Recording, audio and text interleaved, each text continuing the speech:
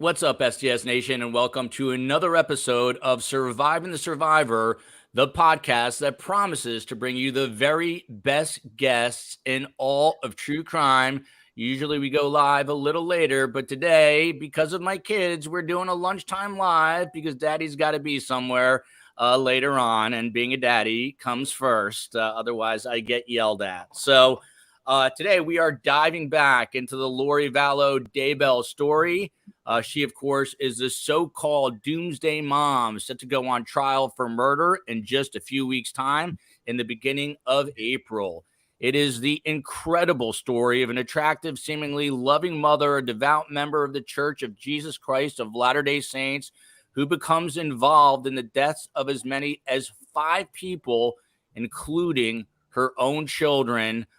Truly remarkable story here. Best guest today to break it all down, a familiar face to the show, Boise-based lawyer Jessica Bublitz. She is a skilled litigator with more than 20 years of courtroom litigation experience. She's tried numerous cases in both state and federal courts. She is also the first woman in Idaho to be named a top 100 trial lawyer by the National Trial Lawyers. And then a new face to the show, but hopefully one that will return again and again. We've got Ashley Willcott. She is a former judge, Judge Ashley. She's a trial lawyer and mediator, and she hosts Court TV's live coverage weekdays from 3 to 6 p.m. Eastern Time. Of note, for the subject of Lori Vallow Daybell, Ashley is a certified child welfare law specialist and was the governor-appointed child advocate for the state of Georgia. So she knows a thing or two about child welfare. Of course, in this case, we're dealing with the murder of 2 young ones. So we are happy to have both of them on the program today. Quickly, just please follow us on Facebook, Instagram, and Twitter. You can, as it says right there, hit the like button and become an STS YouTube member. You can also support us on Patreon. We would greatly appreciate that. And you can listen on audio platforms. You can rate our episodes and write a review. Give 5 stars if you like what you hear. It helps us quite a bit. Without further ado, a couple of big developments. Jessica Bublitz, you are in Boise. Death penalty is off the table. And Lori Vallow is now in Ada County. How big a deal is that? This is going to be a big deal for her because it's going to be a significant difference from where she was in Madison County Jail. She's being housed in the Health Services Unit section of MAX. That is a special section of the maximum security area of the jail, and it's not very cushy. It's really kind of like picture a really bad hospital room in a dark cell combined. I've had one other female client over the years who was actually in that area housed there. And she was also in and out of being committed. They put the people there who they think have significant mental health issues and yet are also facing a violent offense of some kind and need to be housed in MAX. So it's the combination of the two. And the client that I had that was in there, she would rather be in the state hospital where she spent a significant amount of time than housed in this facility because it is not pleasant. And just to kind of describe it, it's pretty small and it's in kind of a U shape. They have a guard and a sort of a person posted on the end who can kind of see all these units. So they're somewhat transparent, but they're single units, single housed units. And they face sort of outward towards each other. You hear about the noises, the banging. I mean, it just sounds, what I've been described of this area, it sounds really, really tough to endure. Do we know if she's in protective custody at this point? Obviously, she's a high-profile inmate now. I don't think she needs to be there. I think there's enough security in that area. I think that kind of is the idea of the unit that she's in, is that it is pretty high level security. She's being able to be monitored very, very closely. And, what's interesting is going to be the contrast, because she's booked in. I don't know if you guys saw this, but her booking photo looks like she's wearing eyeshadow and mascara. Those days are over. That's not going to happen in the Ada County Jail. I can tell you that. Judge Willcott, to you, how does her life change now that she's in this new system in Ada County from where she was? Let me just tell you this. I think all of the many people who have been following the case since the beginning are probably thinking, boy, do I love Jessica's description, because that's what she deserves. Now, we know innocent until proven guilty. So we know she's innocent. But the charges she faces are so egregious. Multiple counts of murder and conspiracy, along with her husband, Chad Daybell, as you know, and for the death, including her two children, as you mentioned. And don't forget, JJ was only 7 at the time, and his sister, her daughter, Tylee Ryan, was only 16. And so when you hear and her demeanor, her personality, she got married in Hawaii after they went missing. There's footage of that. She looks happy with Chad. She looks fine. She's not showing up in another state in court with her children as she was ordered to do. So when you look at that all together, I think a lot of people are thinking, well, good. This is good news. It's going to be tough. It's not pleasant. It's not cushy.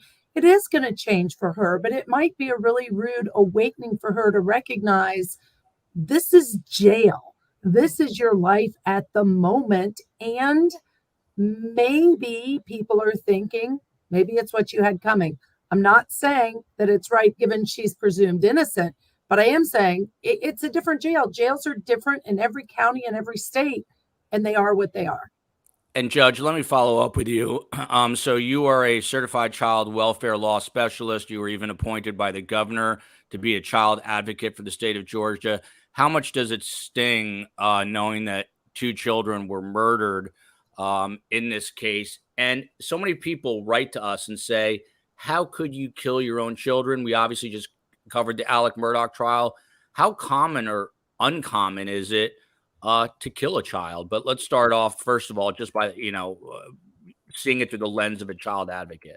Well, sure. First of all, if you look statistically, there are fewer children killed than adults killed in a homicide or negligence, right? But it doesn't matter. For me, it doesn't matter if it's not as common statistically. It matters that even one is killed. I have devoted my entire career to children. I do not get it. I do not understand. How can anyone hurt a child, much less their own child? But it really doesn't matter what I think or feel, because the reality is it happens. And so a lot of the reason I started speaking out about it and doing it publicly and being an anchor is because I want to educate people. You may think, I would never do it. No one I know would ever do it. So I can't imagine it really happened that way. No, the reality is people kill their children. People kill other children. I don't get it. I don't understand why or how. You're right. Murdaugh convicted of shooting brutally, killing his own son, his youngest of 2 sons. It makes no sense. Same as in this case. But at the end of the day, these are parents who don't care, who have mental health issues or drug addictions or issues that mean they can't put their child first, or they choose not to put their child first. I will never understand it, but it happens much too often. And the thing I have to say about this case and every case is so often these deaths are preventable. So did anyone say she's going to kill these 2 children? I'm going to do nothing about it? No. But I promise you, in retrospect, there were red flags. Whether it was behaviors in the children, whether it was her behaviors. Why do you think her ex-husband showed up at the house? Her brother then shot and killed him, but because he knew something was off. He was worried about those kids. There are red flags. So every child death in some way is preventable. And unfortunately, this is another example of where they didn't survive. It's the worst of the worst cases. You're right. And there was actually a clip of Charles on camera, on body cam, when they were investigating at one point because he was worried about where his kids were and he couldn't get a hold of them. And he said, I'm worried that she's going to harm them. And that was not taken seriously at that point in time. It was not followed up on at that. I mean, it was to an extent, but not to the extent that it should have been, given the gravity of his concern. And I think that happens a lot. It does. In custody battles, things of that nature, someone raises, I'm worried about what this person might do, and it's ignored. Yeah. And on the other hand, some people say, I'm not going to report it because maybe I'm wrong. Maybe my instinct's wrong. I don't want to get involved. And so what I would say to everybody is see something, say something. You can report anonymously to child welfare agencies, but also we need more training for law enforcement to be able to recognize when it really is a problem, when there's really a concern. My opinion is if it involves a child, it can never be ignored by anybody, period. They deserve better. And you see some of that body cam footage in the Netflix documentary Sins of Our Mother, directed by Skye Borg. We have her on the program this coming Monday, so make sure you check that out live. And last night, not to be shamelessly plugging stuff, but this was a fascinating episode. We had a gentleman on named Jody Plowshay.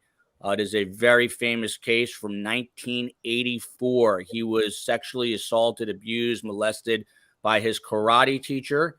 His karate teacher abducted him. The karate teacher was a 25-year-old Marine, took him from Louisiana to Los Angeles, and the father got wind that they had apprehended the suspect, and they were bringing him back through the Baton Rouge airport in 1984.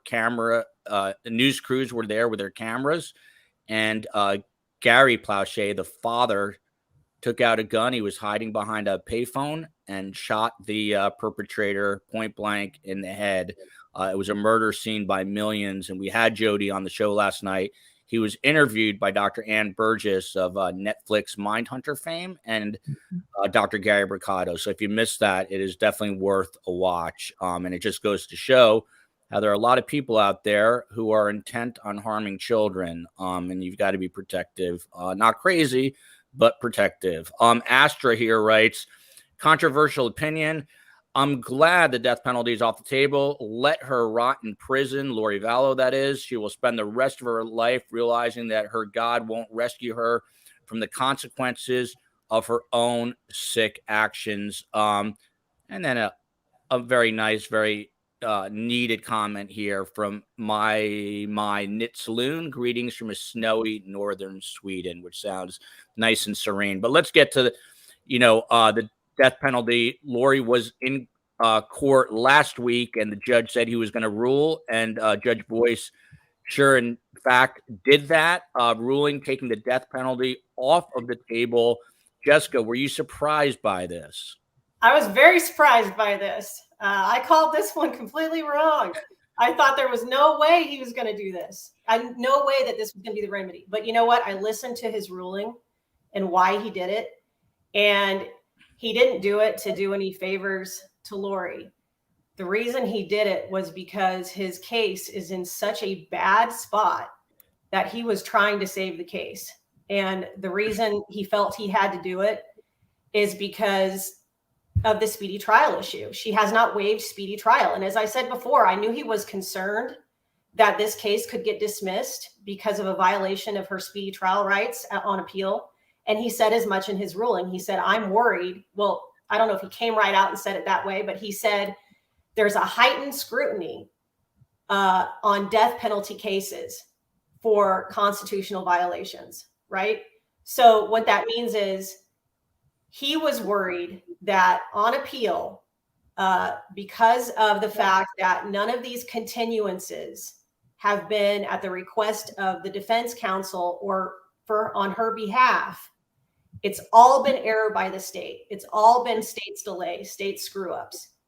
So he's worried that going outside that 6 months, if this is a death penalty case, that it was going to get thrown out. And so he did what he felt he had to do to save the case, ironically enough. I know it doesn't seem like that, but he was saying, look, he believes, for whatever reason, I don't know if he got an opinion from an appellate court judge or whatever, he believes that if he took the death penalty off the table, there was less of a chance of that happening because it wasn't going to get that heightened scrutiny. that he was talking about. And the reality of it is, when you really look at it, in Idaho, although she has many aggravating circumstances that would qualify her for the death penalty, the mental health could be a mitigating circumstance that would take it off the table anyway. And so he was playing with a chip that he didn't think he really was going to have in the end anyway, right? So he's taking that off the table when, let's be real, she probably with the mental health stuff would not have faced the death penalty in the end anyway. And in the meantime was saving the case. And he was in a bad position because of what the prosecutor has done as far as the discovery violations. And I could go on it like that. I would have a lot to say about that, but that's probably we'll circle back to that for sure. But Judge Ashley, to you, did it surprise you? Did it come out of left field that suddenly there is no death penalty in the case? And this is a reaction we get from a lot of people here from Dixie.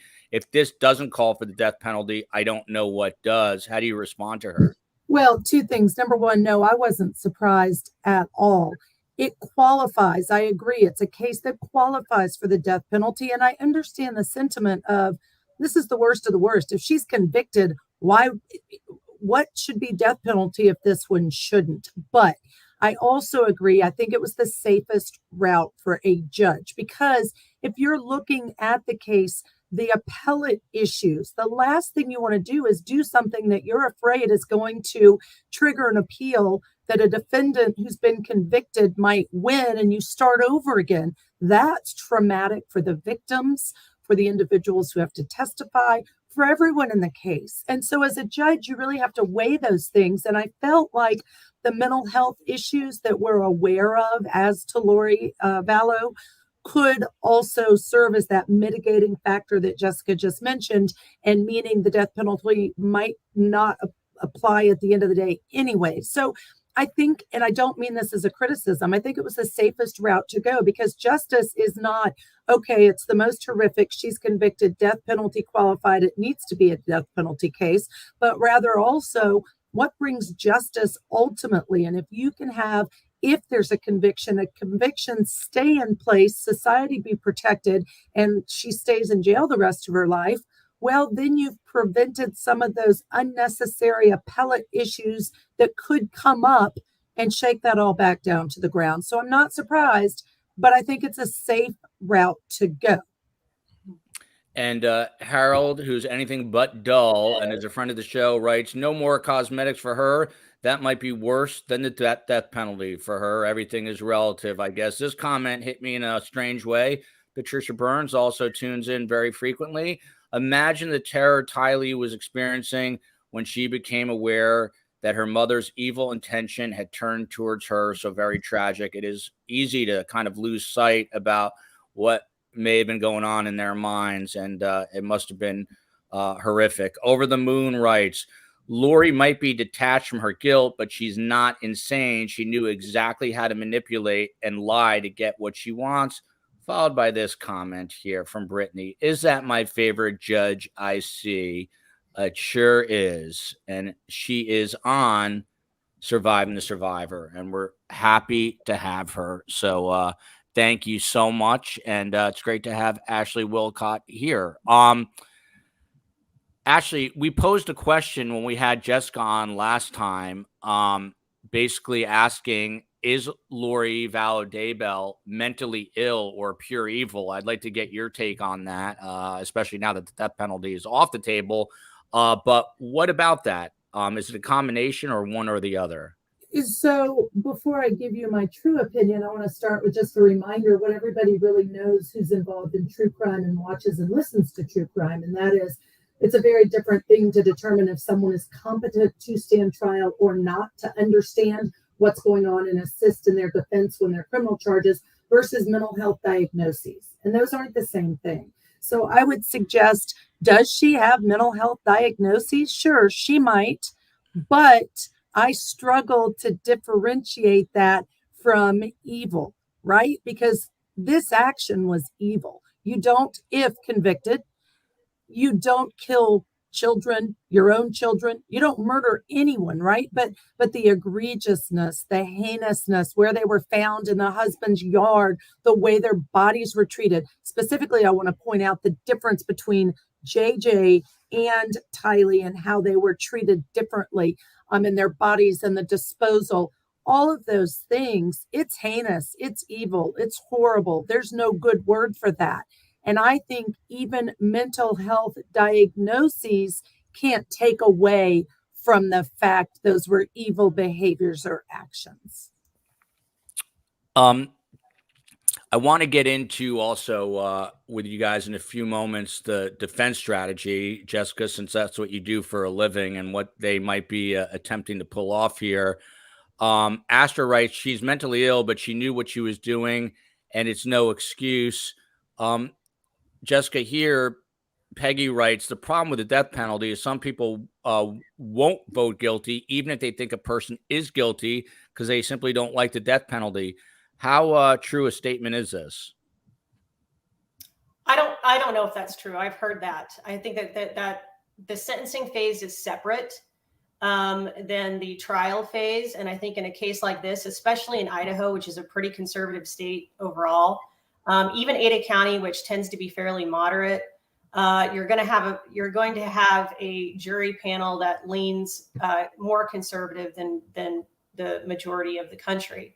And I think that we here in Idaho have a great respect for the criminal justice system. We have a great respect for law enforcement, I think, compared to other parts of the country.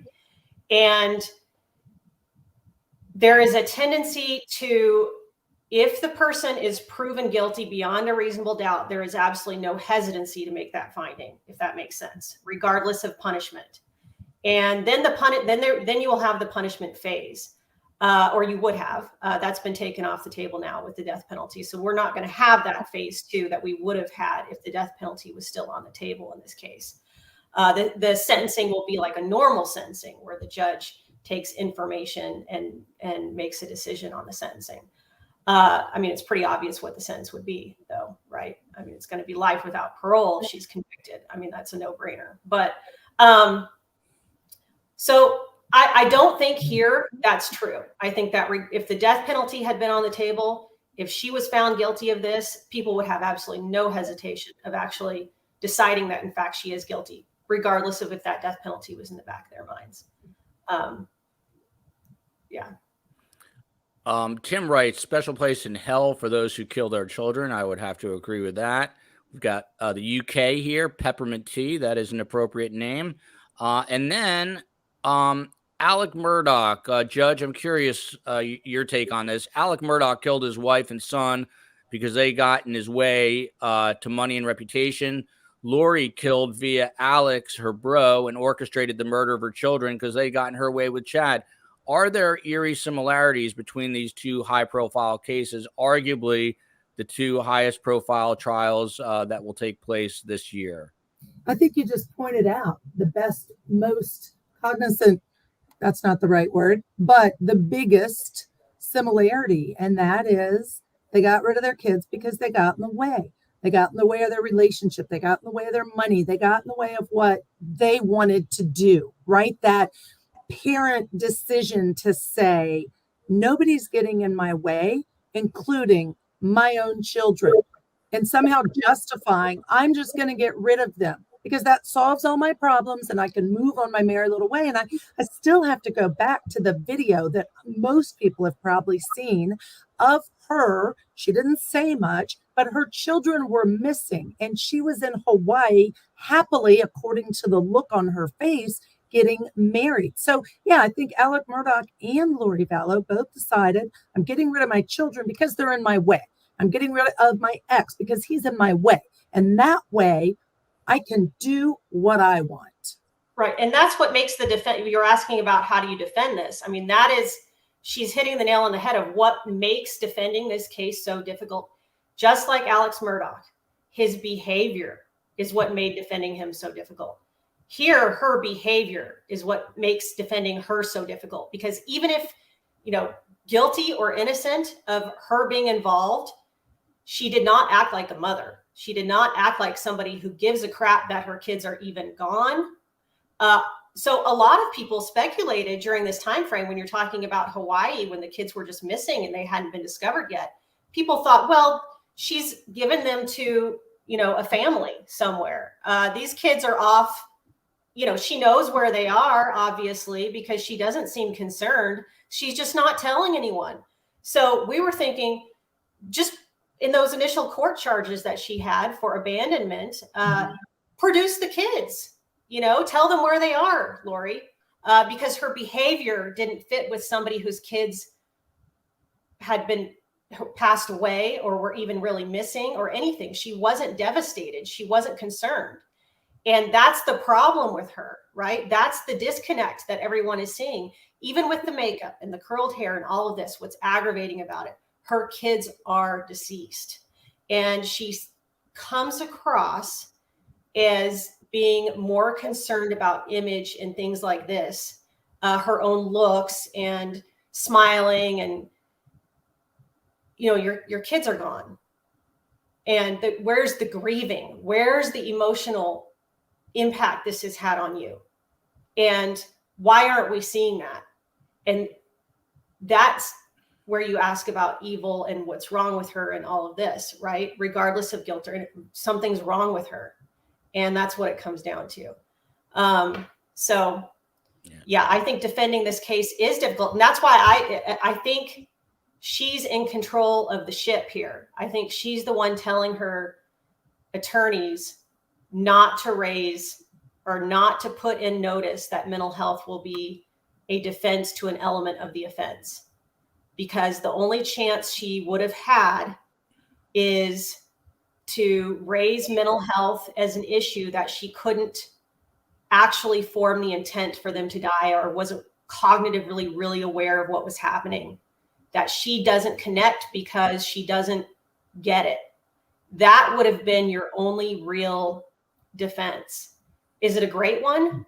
I mean, we can debate that, but without that notice of mental health, right, they're doing the alibi. She wasn't there. She didn't do it. Okay, well then why wasn't she upset? So you're right back to the Alex Murdaugh situation where you're analyzing the behavior. So yeah, I don't think her strategy is going to go well. And I agree with you. Worrying about your look is not a good look when your children are dead. Michelle is a friend of the show. She says, love from Cape Town, South Africa. Hi, Judge Willcott. Followed here by Astra. And Jessica, I'm curious because you are in Boise. She writes, Judge Boyce is too inexperienced for this case, I think. He's not been in place very long, and this is a major case. He's scared of messing up. People are fearful that he's showing a little apprehension, and we'll get to the judge about the media question in a few moments. But is he too inexperienced to handle a case of this high-profile nature? That's a tough question. I don't know. I mean, I think he's intelligent enough to handle a case like this. And so I'm sure he's getting advice. I know Judge Hippler, who is a experienced judge out of Ada County, sat in on one of his more recent hearings where he had to make some difficult decisions. And I think he's been getting advice from some senior district court judges when he needs it. So I don't think he's too inexperienced to handle this, given the resources that he has and the fact that, from what I've heard, he sounds measured, he sounds intelligent, he sounds capable of handling it. Ideally, you would want to have more than a few years on the bench, before you handle a case like this. And I'm sure he feels the same way. I'm sure he's thinking to himself, wow, I've not been on the bench very long and this happens. Great. But he's doing everything that he can to make the right calls. He's taking the time that he needs to make the right calls. And like I say, he's in a spot more because of the prosecution's late disclosures and what's been going on there than anything he's done, right? And I disagree with the not allowing cameras in the courtroom, but I don't think that has anything to do with his inexperience. Can I Can Go I ahead. just add to that really quickly? One of the benefits when you are less experienced is if you are smart, you recognize that. And so you take extra steps, as Jessica just said, to consult with those who have more experience. I know when I was first on the bench, I would tell lawyers, you need to go brief it, because they were smarter than I was sometimes about the experience level. And so I think if you're new, sometimes you even take more steps, more care to make sure that you are making the right decision in your role as a judge. So sometimes, I don't know this judge, I don't know the state, but I'm just saying sometimes I think that can be a benefit. We have a new friend of the show who's been coming on in the chat room, and that is JJ and Tylee's grandmother, Kay Vallow Woodcock. She's here. She writes, she is pure evil, weighing in on the earlier question, followed here. She is selfish, greedy, and self-serving, followed by this comment, which I'd love for both of you guys to respond to here. We are sick about Judge Boyce's dismissal of the death penalty. We're sorry about that for you, Kay. But Judge Willcott, any words of encouragement to Kay Woodcock during this really difficult time for her? And thank you for watching and being here, Kay. Yeah. And, first and foremost, my thoughts, my prayers go to you, to your family. Can't even imagine going through not only the loss, the grief, the trauma, but also our criminal justice system. It's the best in the world, but that doesn't mean it's easy. It doesn't mean that getting to the end of the road and having someone found accountable for horrific murders, that doesn't mean it feels good. That doesn't mean all of a sudden it's a weight off your shoulders. Is it justice? Yes. But I can completely respect how she's saying she feels about the fact there's no more death penalty. What's hard is legally, I respect and understand why the judge did it, right? And so my hope is that by the time the judicial system, our justice system finishes with Lori Vallow, there will be a better sense of closure and finality, to some accountability, and her being held responsible if convicted for something that can never go away. The kids will never come back, and there's no really good outcome to that. Jessica, anything you'd like to say to Kay Woodcock? I feel so strongly for her as well. Just the sympathy that I have for everything that she's going through, and the trauma of years of this going on, and the impact that has to have had. And I understand. I had a friend, my closest friend from high school, was murdered when she went to college, and he was sentenced to death, and that was at Texas A&M. And it took like 7 or 8 years, I think, for him to actually be sentenced to death. But regardless of my philosophical thoughts on the death penalty as a young student, I emotionally felt what he deserved, right? And that's the place that you come from when you're a victim, and when your family member, this has happened to them. You come from just that emotional place of being victimized. And that's where she's coming from. And there are no words, and I understand. And it is horrible. It's a horrible tragedy because she does deserve it. And, if you believe in the death penalty, then someone who has done what she has done, if she is convicted, is someone who would deserve it. And the fact that it had to get taken off the table because of process issues is, I'm sure, devastating. And we are going to reach out to Kay Woodcock and get her and her husband, Larry, on the show through Gigi McKelvey. And again, I'm glad you are here, Kay. Patty writes, is a death penalty still on the table for Chad? As far as I know, Jessica, that is an affirmative. That is a yes, correct? It is. It is on the table for Chad, because he didn't waive he didn't assert his speedy trial rights. He waived his speedy trial rights. So he's not in the same position. So the judge does not need to do that. The fact of these late disclosures, since he waived speedy trial, has meant he gets to test the DNA evidence that was disclosed late and see if it's exculpatory. He gets to go through all of the audios that were disclosed late and see if there are any exculpatory audios. He gets to do what he needs to do to defend his case time-wise. And so they don't need to take it. The judge doesn't need to take it off the table for him the way he did Lori. And I'll tell you, the judge actually said to Lori's counsel in that hearing where he took the death penalty off the table, he said to her attorneys, or to her, look, you need to think about the fact that your attorneys may not have time to go through all this evidence. And he's putting it on her. And he's saying, you're not waiving your right to speedy trial. That is your decision that you're making, that you need to talk to your attorneys about. So he's basically saying, I'm washing my hands of the responsibility if she can make this choice to stand on her speedy trial rights and not have time to go through the evidence. Ketchup is a friend of the show, writes, evildoer Lori deprived JJ of his meds, petty excuse for a mother to justify her evil actions. What has done with JJ entirely, along with Charles and Tammy's unforgivable. Lori and Chad will rot in hell. So a lot of strong opinions here. Dawn writes, I so disagree with them taking the death penalty off. Idaho just passed the death by firing squad because they're having a hard time getting the meds to do lethal. She should be the first to go. Did this governor sign off on that? I know it was headed to his table, Jessica, but I don't believe, as far as I know, that he actually signed any legislation yet.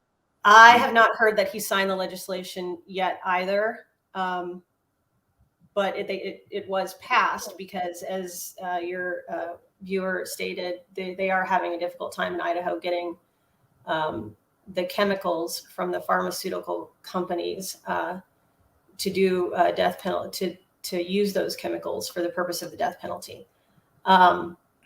Pharmaceutical companies, as I understand it, have basically said they don't want their chemicals used for that purpose and are withholding them. And so Idaho said, well, let's figure out another way. And that this is what they came up with. You know, what's interesting, South Carolina, it is law that it can also be by a firing squad. So just another interesting similarity. There was no death penalty on the table for Alec Murdaugh, but that's another option there as well. Yeah, and a person who could be eligible for this is Brian Koberger of the infamous Idaho 4 murders at the University of Idaho, which is where Jessica went to law school. Over the Moon writes, this is a high-level question here, and Judge, I'm wondering if you can answer. A lot of people ask, how do you defend her as an attorney? The assumption here is that you know she's crazy, you know she's guilty, you know she did this. But that is the justice system in America, right? But how do you answer this? Here's how I answer it. I am not a criminal defense attorney. I don't have the right. It's just not my thing. But here's the importance. You're not defending Lori Vallow. You're defending every one of us. Because guess what? Along the way, if her constitutional rights were violated, all of our constitutional rights were violated.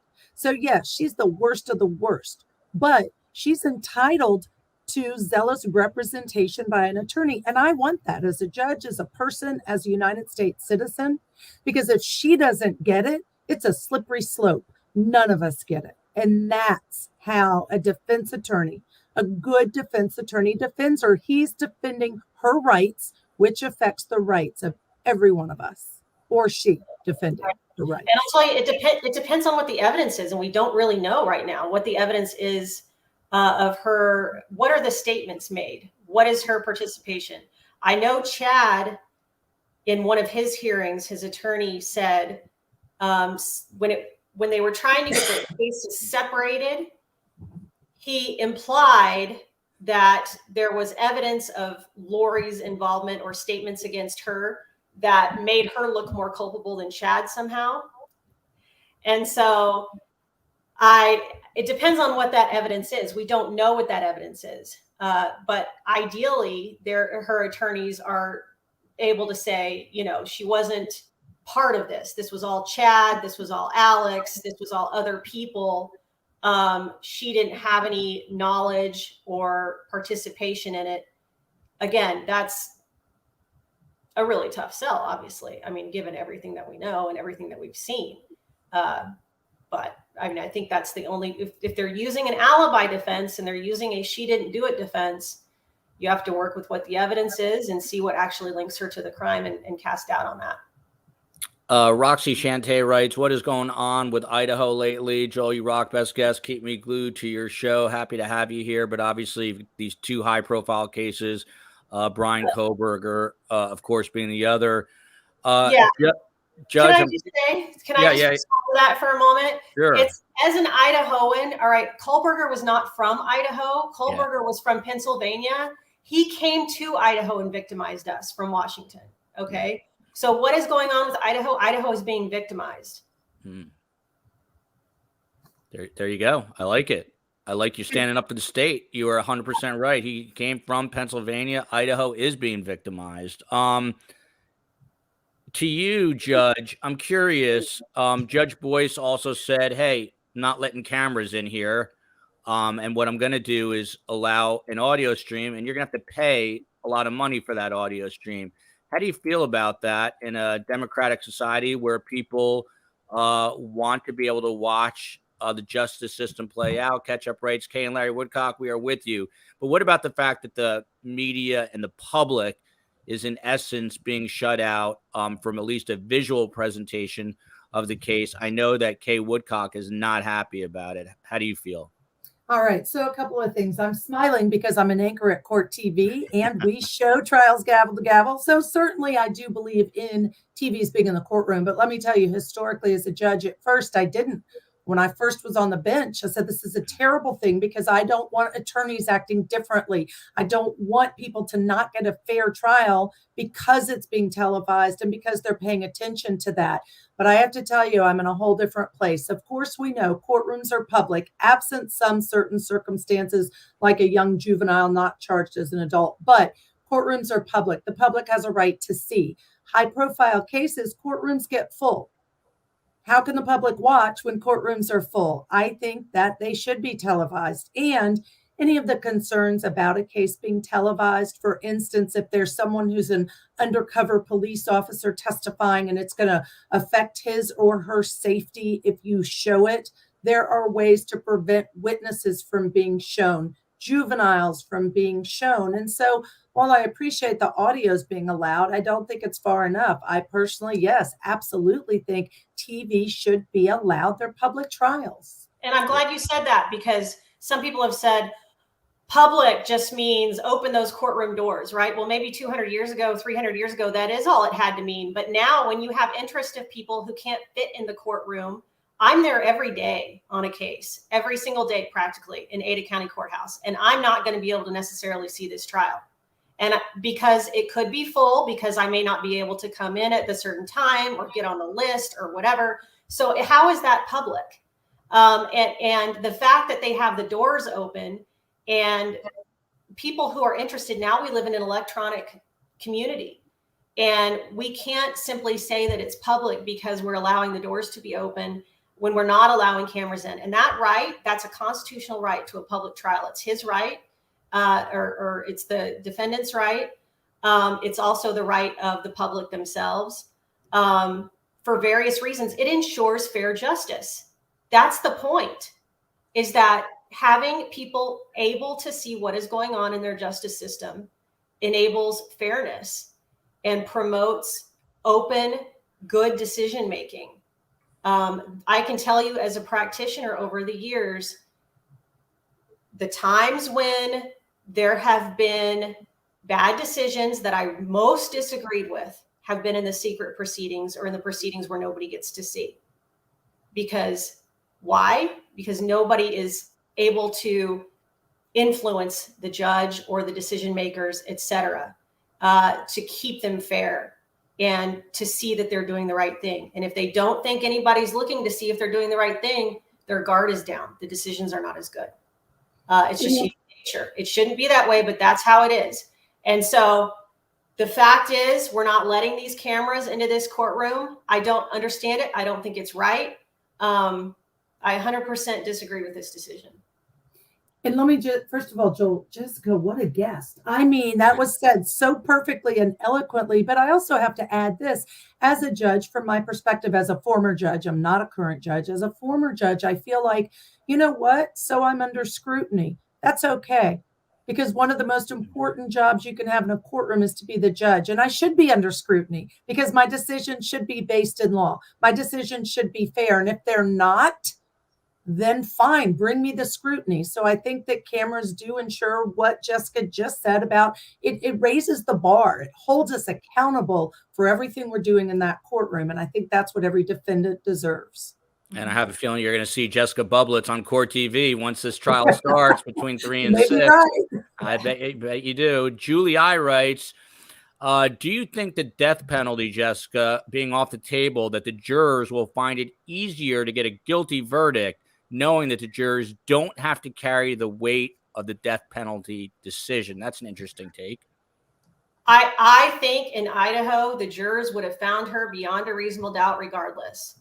I don't think it makes things better that way. I mean, I wish I could say that this had the silver lining of that being the implication, but honestly, I think that this jury would have found her guilty based upon the evidence, regardless of whether the death penalty was on the table. There may have, you never know, right? There may have been 1 or 2 jurors who would have let the fact that that's a potential consequence interfere with deciding whether or not she's really guilty. But I think I'm really skeptical that would have happened. This is an interesting comment here from Pauline Kamau, watching from Kenya. We truly do have a global audience here. United States treat. She didn't even write the word out. She didn't want to write it out. Murderers with leniency. That's why Americans are comfortable to commit the crime. That is an interesting perspective from a different nation. Got this comment here from Julie. I am from Boise, Idaho. I believe it's on the governor's desk, speaking about the firing squad. And then Kay Vallow Woodcock weighing back in here. We are proponents of the firing squad.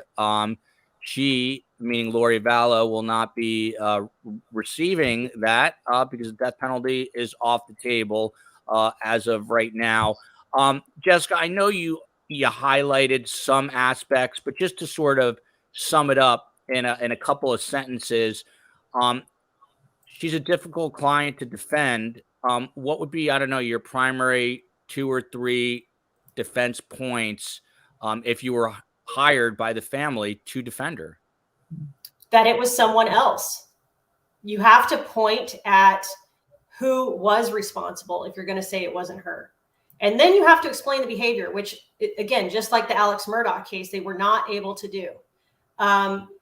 In that case, the jury found his emotion to be false when he was testifying. And that was a big decider, they said, of why they found him guilty, because they couldn't explain his behavior, his lie.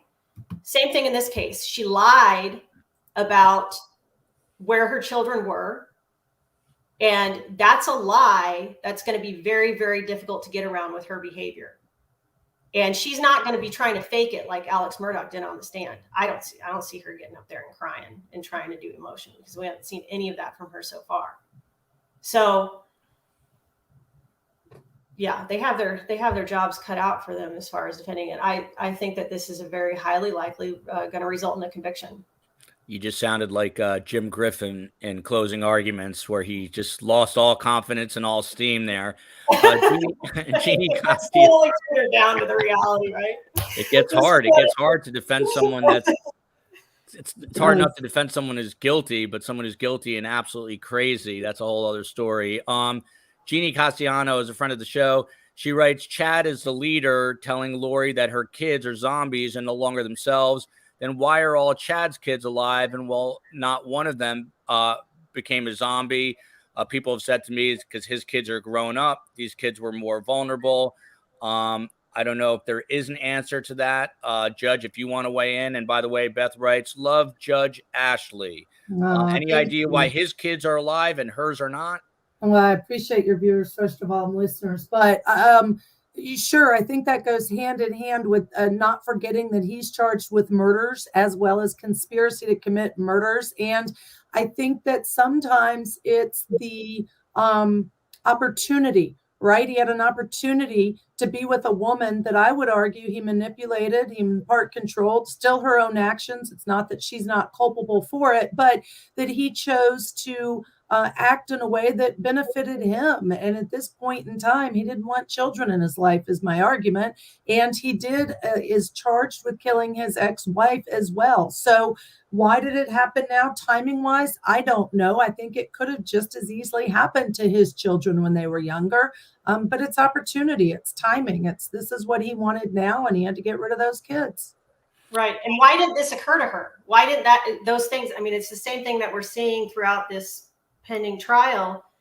She's giving him way too much credit. She's deferring to him. She's obsessed with whatever it is that he has going on as far as this religious stuff.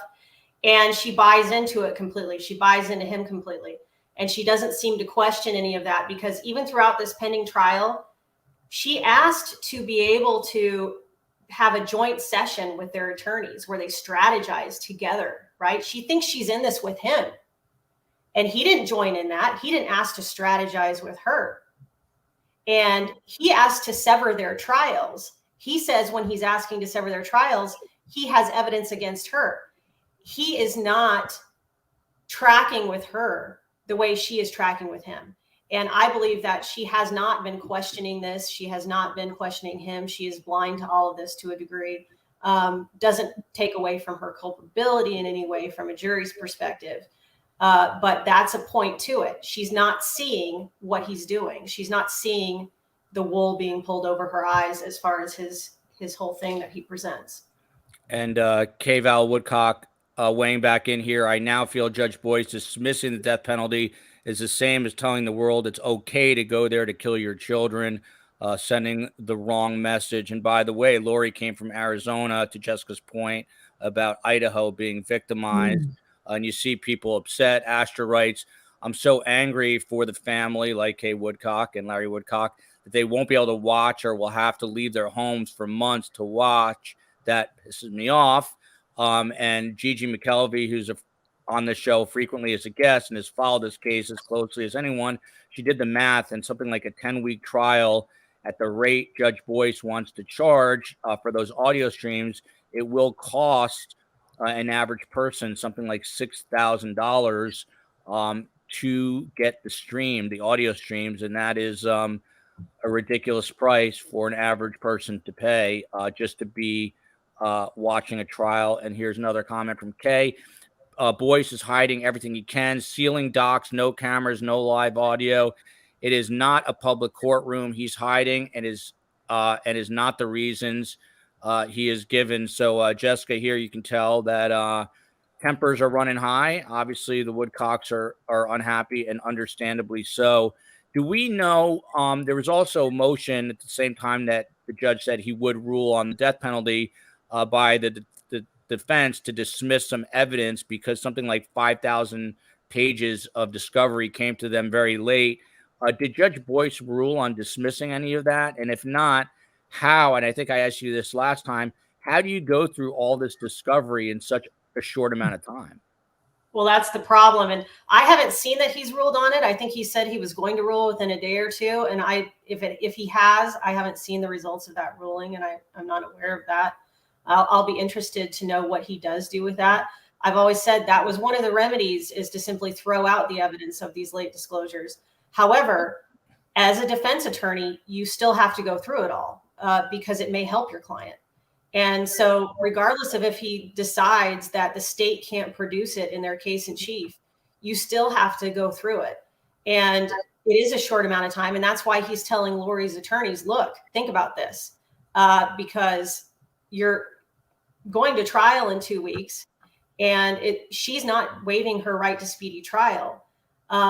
So the fact that you have all this late discovery and late disclosures that you have to go through is a conversation you have to have with Lori, because it's a decision that she's making to go to trial in 2 weeks and not waive her right to speedy trial. The second she waives her right to speedy trial is the second they have all kinds of time to go through it all and to make sure there's not something that helps her case.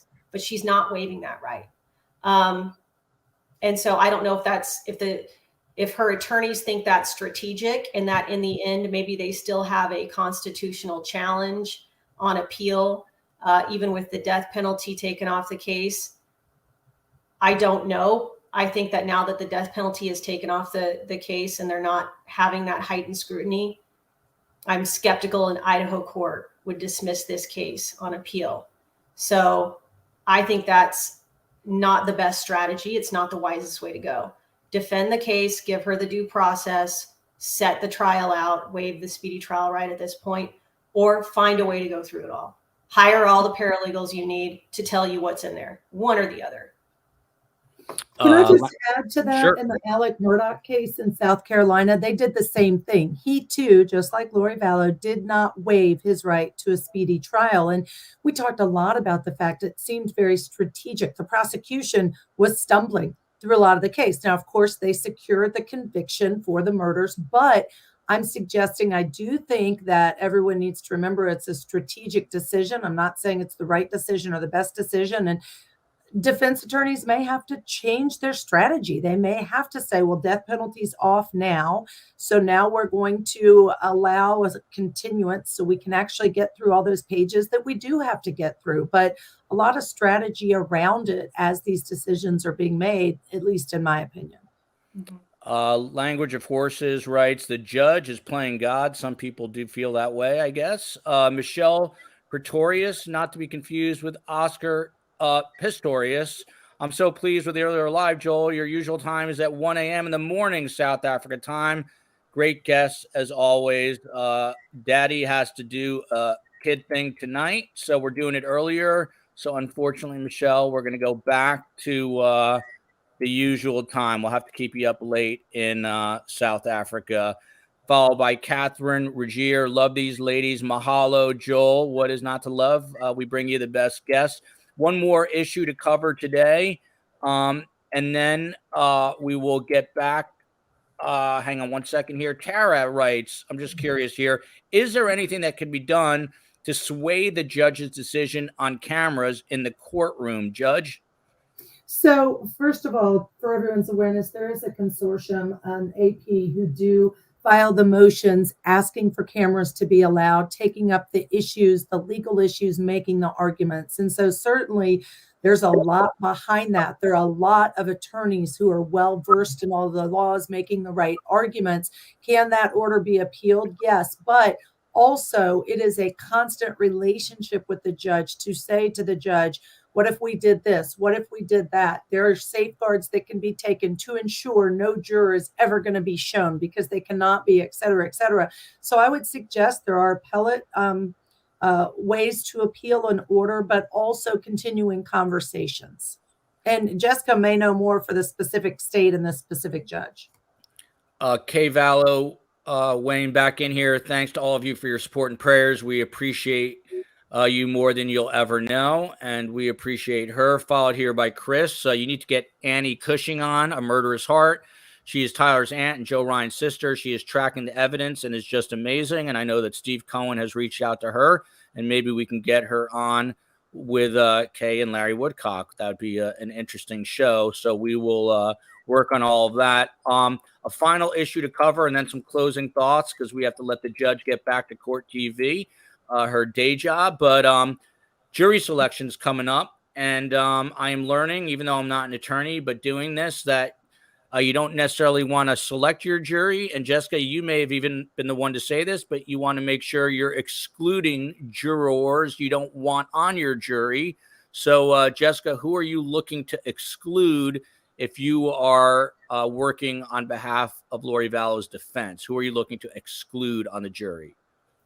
If you're working on her defense, you are looking, I think, to exclude mothers. I think women in particular who won't understand her behavior as a mother are going to be someone, but that's going to be a large part of your jury pool. So obviously you're going to have to go beyond that, right? And your questioning of them, you want to get to know who they are.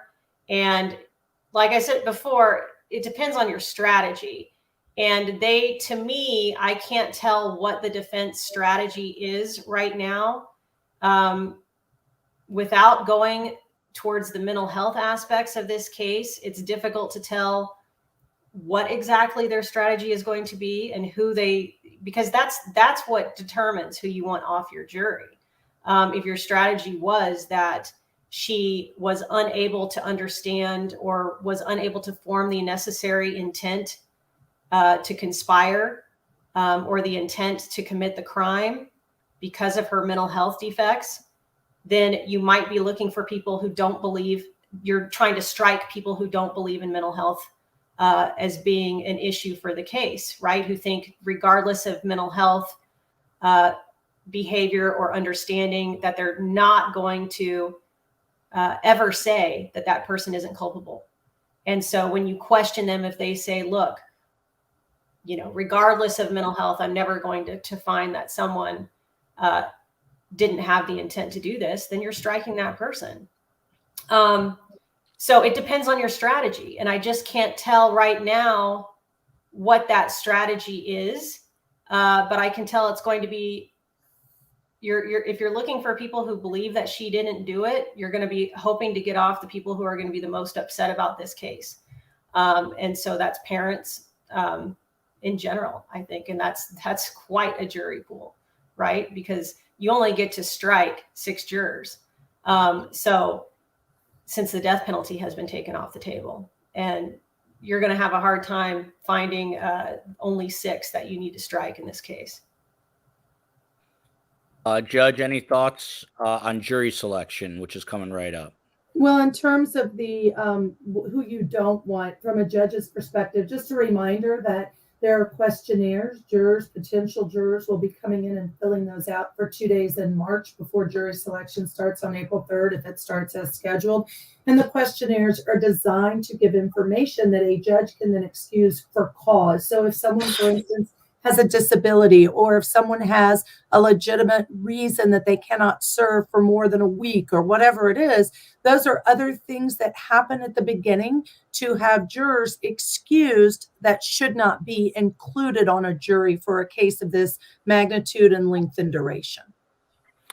Jessica, this is a difficult comment, but I don't know if a lot of people know this. Laura Ferris writes, please don't think this is insensitive, and then cites some law here, says they need to release Tylee and JJ unless an ex parte motion was filed. I haven't seen one filed. How do we help Kay and Larry get the babies? They still have not had a proper burial because they still don't have JJ and Tylee in their possession to do so.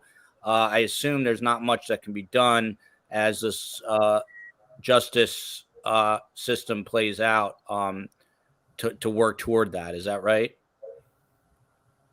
Well, I don't know. They could either look to hire their own attorney and have someone actually file that motion, or look into the law and see what they can do in order to intervene and file that appropriate motion. Or they can ask their victim witness coordinator through the prosecutor's office to do something on their behalf. And I don't know what that communication has been like with them or what they're telling them, but that's what that person is for, is to assist with matters like that. And Kay Woodcock just let us know she had to leave to do something, but she thanked everyone, and we appreciate her being here. Ashley Willcott is a former judge, a trial lawyer, and mediator. She hosts Court TV's live coverage weekdays from 3 to 6 p.m., so you can jump over there and check her out. And as it relates to the Lori Vallow Daybell trial, she is also a certified child welfare law specialist and was the governor-appointed child advocate for the state of Georgia. Patricia writes, I love this show. All cases are taken very seriously, and the grade A intelligent guests are passionate and teach us a lot. Thank you, Joel. That's why I love my job now, because I learn from the best of the best. Judge, your final thoughts. We are inching closer to jury selection and the trial. Are you expecting drama, or are you expecting this to play out smoothly, or is that a ridiculous question, the latter? It's not a ridiculous question. You never know what's going to happen in court, and I can promise you it will not be smooth. Something will come up. If not, many things will come up, and we'll see what happens with them. I would say I would really tell everyone, even if the decision isn't changed, which I don't know that it will be, even if cameras are not allowed in the courtroom, please tune in to whoever's reporting on it, talking about it, including Court TV, but whoever you like to watch and listen to, because really, truly, from my perspective, the most important thing is to pay attention to what is happening in this case in court as we go. Reach the Sky writes, what happened? Why is the death penalty off the table? You're going to have to go back and watch the replay of this very episode. It's what we've been talking about for the last 1 hour, 4 minutes, and 49 seconds. And Boise lawyer Jessica Bublitz, she is a frequent contributor to the show. She is a skilled litigator with more than 20 years of courtroom experience. She's tried numerous cases in both state and federal courts. She is the first woman in Idaho to be named a top 100 trial lawyer by the National Trial Lawyers. And when we asked her what's going on with Idaho, you saw why she's a defense attorney. She jumped out of her seat and said Idaho is being victimized. And it's true. The evildoer, as Phil Waters calls him, and he's back live with us tomorrow at 12:30 Eastern time. He calls him the evildoer. He came from Pennsylvania. Lori Vallow came from Arizona. These are not Idahoans. Jessica, your final thoughts. Yeah, it is going to be interesting. And she is here in Ada County now. Her circumstances have changed. I know people have commented on seeing her go downhill already physically from being in custody. Well, I think that we're going to see that accelerated to some degree now that she's in the Ada County jail. And this is going to be a really interesting process. The prosecutor has not shown that they are on top of things so far. So we'll see how it plays out in the courtroom. Ann Vroom writes, will Kay and Larry have a right to be in the courtroom if they are in Boise? Jessica, what is the law on that? Are family members get first choice there?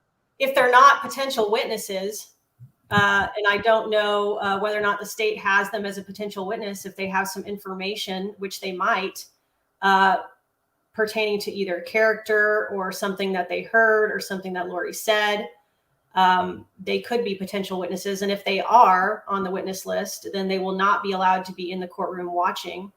But as long as they're not witnesses, then I would imagine that they're going to make some sort of accommodation for them. They absolutely should. Huge thanks to both of our guests today, Jessica Bublitz and Judge Ashley Willcott of Court TV. A quick programming note: tomorrow, 12:30 Eastern time, it is Great Scott. It's your True Crime Phil with Phil Waters and Scott Duffy. And then 7 p.m. Eastern Sunday, I moved her. My mother is live. Carm on the case Sunday night. Until then, love you, America.